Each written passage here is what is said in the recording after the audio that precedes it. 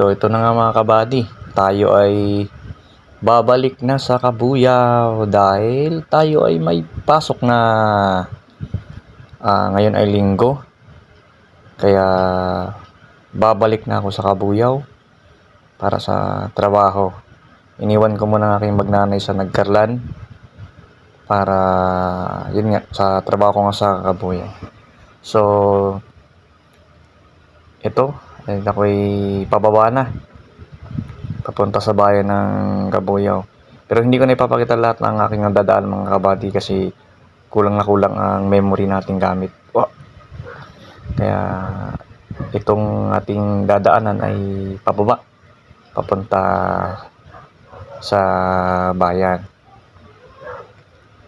So mga kabady, baka next week ay tayo ay pupunta sa Landing Point, isa sa mga sikat na pasyalan sa Nagkarlan bukod dun sa underground cemetery. So ayan nga mga kabady, samahan nyo ako sa aking pagbiyahe pabalik ng Kabuyao. Don't forget to like and subscribe and hit the notification bell para ma-update kayo sa ating mga rides. So ayun na nga mga kabady, let's go!